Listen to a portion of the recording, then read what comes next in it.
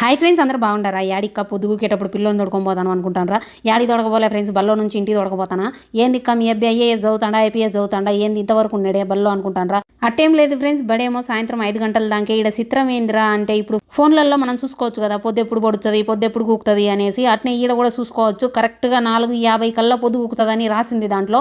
4:49కి ఏమో తెల్లగా నింది, 4:50 అయ్యాక అదేందో బల్బు ఆపేసినట్టు బుడింగిన మొబ్బైంది. చలికాలం వచ్చిందంటే 5 కల్లా పొద్దు కూకుతుంది, ఎండల కాలం వచ్చిందంటే రాత్రి 10 అయినా కూడా ఎండబెడతాంటది. పొద్దు పొరసడాలు పొద్దు కూగడాలే చిత్రం రా అనుకుంటే మళ్ళీ రాష్ట్రాలలో ఒక్కొక్క రాష్ట్రానికి ఒక్కొక్క టైం అవుతాంటది. ఇప్పుడు మేముండే రాష్ట్రంలో 5 అయింది అనుకోండి, ఇంకొక రాష్ట్రంలో 4 అయింటది, ఇంకొక రాష్ట్రంలో అయితే 7 అయింటది.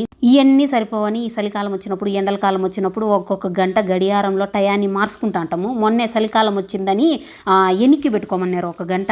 మళ్ళీ ఎండల కాలం వచ్చి 1 గంట ముందుకు తిప్పుతాము గడియారాలలో టైము. ఈ చిత్రాలన్నీ చిన్నప్పుడు బల్లో భూగోళ శాస్త్రంలో చదువుకునే ఇప్పుడు చూచానాలండి ఫ్రెండ్స్. సర్లేండి.